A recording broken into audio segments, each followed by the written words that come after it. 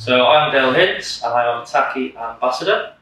Today my model is Theo. So Theo, thank you for coming in, buddy, for being a model. I'm just going to show you a skin fade technique. We're going to work with a mid skin fade first. What I've actually done is set my primary line in, which is the base of a 2, and then I put my secondary line in with a wall trimmer. I've then bowled it out, took all the excess off the underneath. So firstly, I'm going to take my wall magic clip, I'm going to open up the lever, which is essentially going to be a 0.5. I'm just going to flick just above my bold line, probably about a centimetre's worth. This is just my personal preference really, just dependent on the overall look that I want to achieve. So just ever so gently, let the cutter do the work. Don't be too forceful, just let it glide.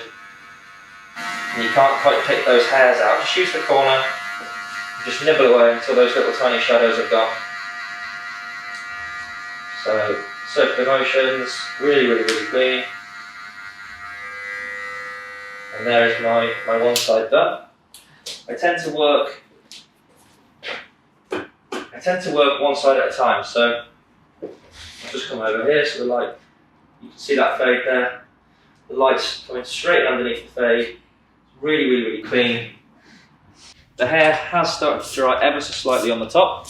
So again, it's really important that the dampness through the hair is evenly distributed, because you're going to achieve different tensions if the hair's starting to dry, perhaps towards the front compared to the back. So spray it down, make sure it's really thoroughly damp.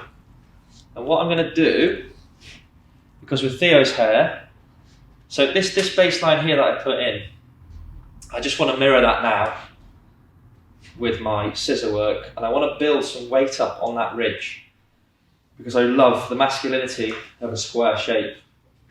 You just comb the back down. Oh, water dripping down your neck. So head nice and straight. You can just see I've just dropped my first section down onto the back of the crown. I'm going to use my middle finger. I'm just going to push down just a section out, my first section, and then just going to pick it up using that first inch of the small teeth. So that's really important. Using the small teeth, again, it's about tension. You know, if you're going to use the small teeth through this section, you need to be using the small teeth through the rest of the haircut, just so that you can maintain a really nice even tension. Again, so elevating that hair out. I'm just working in diagonal sections. Again, picking it up with that small. Yes, you can see here, I might leave the comb in actually, look, so I can show you. You can see that comb shape. So what that's going to create and maintain is the weight through the crown. Again, diagonal section. I'm just taking my previous guide in to every single section. And I am blunt cutting because I want to create a really solid masculine shape. I'm just going to come around this side and show you the crown from this angle. So what I like to do is have a centre section first, pivoting round all the way, stop just behind the ear. I'm going to take a guide now from that crown area. Again, nice and square, sort of really clean. I'll tell you what, these scissors, these MATAKKIs, these are relatively new to me. These are the 5-star elite range. They're called the Talons. You can find them on the MATAKKI website, which is www.matakki.com. If you need any help or any assistance, please just drop them an email. They're really good. They'll help you out and they can guide you. If you're a little bit unfamiliar with the brand or with the scissor that you need, they can certainly help you if you drop them an email or just give them a call. So working through now, keeping it really square. You can see when I come to the end of my section here, as this head starts to curve, I'm not going to go with it, because then that would create a round shape. I'd lose my build up. So when I pull my comb up, it's almost like a spirit level. I just keep it dead square, really, really clean. So moving hair, get your hands right in there, really, really give it a good feel. You know, cutting hair is not just about sort of visual, it's all about feel. You know, you can almost close your eyes and just feel the weight distribution through it all. Feel your layers, you know, check it, make sure you're always checking, covering yourself. So what I like to do, put your flat nozzle on your hairdryer, using a small round brush. Use those bristles, you know, really take advantage, pushing that hair forward, really smoothing it through on both sides. The reason I do this is to get that really smooth and then just show off those curls on the top. So I'll jump onto the diffuser in a second. Low speed, low heat is the key to a diffuser.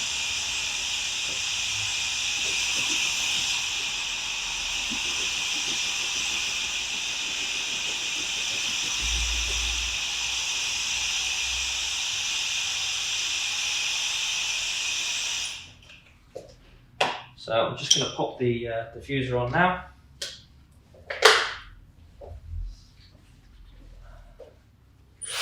So low speed, low heat. This is designed to sort of confuse the hair actually. So if I was to sort of hold it on top, there's not a direct flow straight into the hair.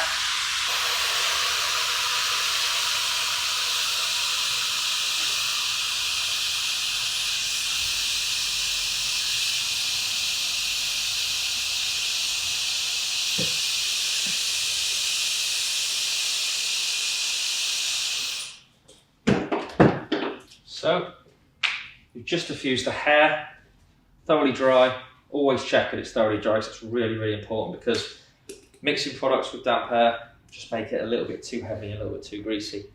So I'm just going to finger over the sprinklers. I'm going to chuck too much on at once. Just gently douse it on the top. So that's just a volumizing, texturizing powder. You can see it's just laying at the top there. And then what you want to do is use these sort of fingers like little claws. Really, really sort of like get that into the roots. Really make it. This is just going to pop in a minute. So working it in, I like to sort of, you can just see, I want to show you that sort of square shape that I've created. I love these curls, really, really lovely. I'll just simply around. So I'm just going to use this little round brush just to delicately smooth the sides here. And sometimes you can take 30 minutes to do a haircut, but only 30 seconds to style the hair. It's really, really important that you take your time to style the hair. The client won't mind if you take an extra 5 minutes just tweaking and pulling where you want it to be, because obviously you want a really polished, clean overall result, which looks great when you take a photo. So, looking bang onto the camera there, you can just see this box shape, really, really straight, really clean. With the fringe earlier, I kept it dead square. You can see he's still got his corners, which again, his silhouette is very square, but also his profile is also square. Fade in there, all the way around. Loads of texture, loads of movement, but also, you know, it's a really, really nice, really lovely style. It's just off the face ever so slightly as well, but really, really simple and effective. It's very, very easy to do at home. And there we have it. Medium skin fade, little C-cup hooked out with the weight sat on top, very square, very masculine. The reason I've chosen the style today is because I feel that a lot of the lads come into the shop with their lockdown hair. It's obviously a lot longer, so they're thinking, oh, do you know what, actually, I could work with this, but the sides are a little bit unmanageable. So I've opted for this mid-skin fade and just kept it a little bit longer and a bit looser through the top. Thank you very much.